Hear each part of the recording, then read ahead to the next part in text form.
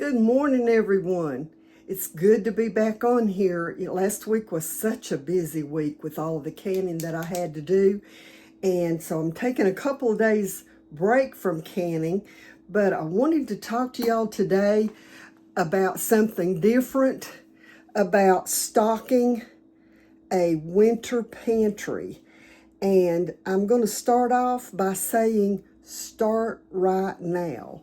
You know, it takes a long time and a lot of food to get through winter. And, you know, it's been just over or just under a year since Helene happened in our area. And some of those people still are not back to where they were. And it may be a long time before they are. So if you have, of course, I know the ones that lost their homes, I hurt for them. But the ones that are still in their homes, that lost power, that, you know, had so much destruction, this could have, you know, something like this could have helped some of them. I'm sure some of them already had these things done because these are mountain people and they know. But start right now and get your winter pantry ready. Now, I want to talk to you about how I prepared for a winter pantry ever since I've been married. My husband did seasonal work when we first got married. And so because of his seasonal work, I had to. So the first thing that I want you to do is sit down and make a list of all the meals that you like to eat in the winter months. You know, we eat seasonal things. Summertime, we don't eat much soup and chili and stuff like that. But in the wintertime, you know, chili and chicken soup, the homemade chicken noodle soup or the chicken stew that's in my cookbook, pinto beans, taco soup, big breakfasts. I mean, biscuits and gravy and eggs and sausage and bacon and pancakes, all those kinds of things. We love that stuff in the winter months.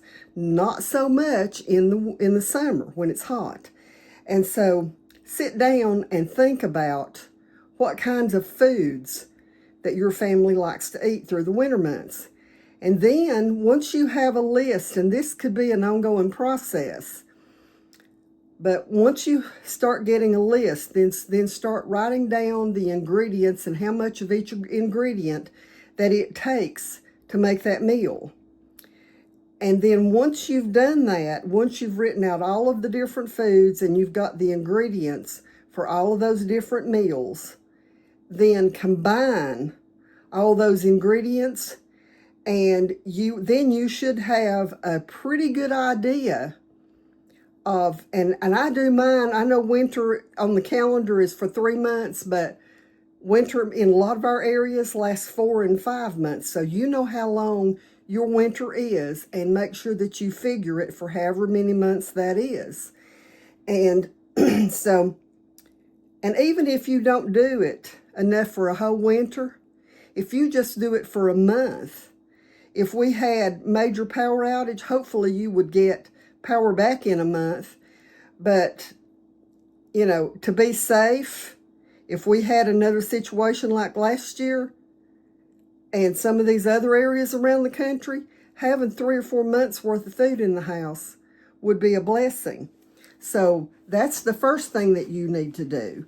And then, like I said, once you've combined all of those ingredients, then make out your list so you can, and then once you've got the total of everything, then look in your pantry and see, you know, you may have enough peanut butter like I do to last a year.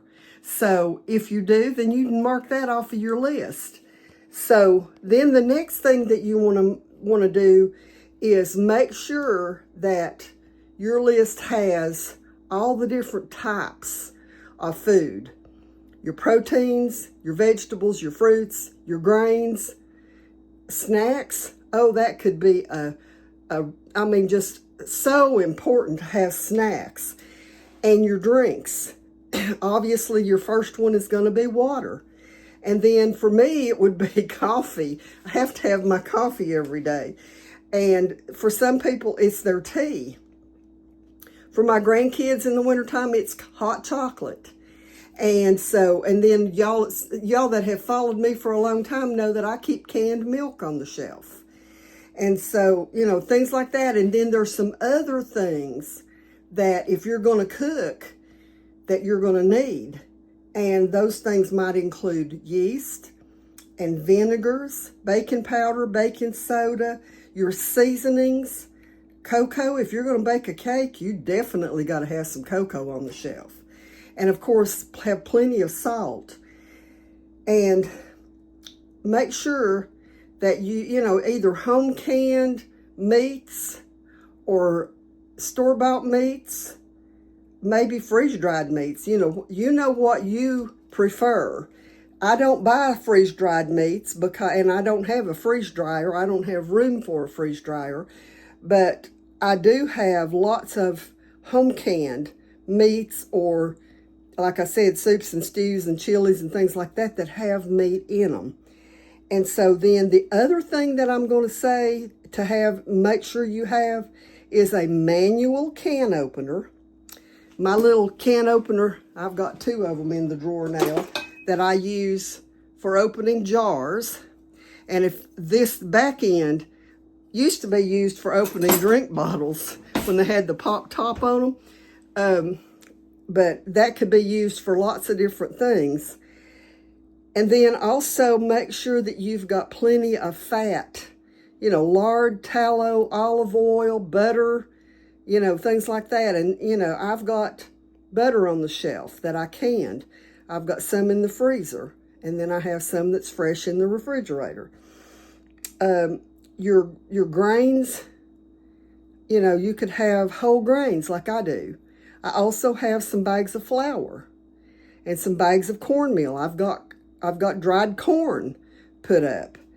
And then your oats and rice and pasta. Those things are going to last forever. And once you get those in the house, work through them. And then as you work through them, replace them. So, these are things. And then another category you don't want to overlook is your condiments. Mayo, mustard, ketchup, syrups. We like the real maple syrup, but I also sometimes make blackberry syrup and strawberry syrup and things like that. So, and your relishes, peanut butter, those are all important things. And another category you'll want to make sure you've got plenty of is your sweeteners. Sugar, for me, stevia. I love my stevia. And then, of course, I just mentioned syrup and honey and molasses. There's nothing better than a hot biscuit with honey or molasses on it. So these are just some ideas of some things, get ready now so that, right now, and let me say this, we have a major beef shortage in this country. Our beef levels, I read yesterday, the beef levels in this country are at the same level as they were in 1951. Now, that might not sound bad to some people, but if the level of beef is the same as it was in 1951, and our population is double or triple or more what it was then, that is a major shortage.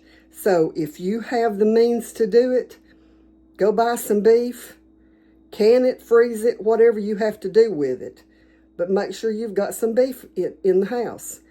And chicken's not a whole lot better. Chicken has gone up.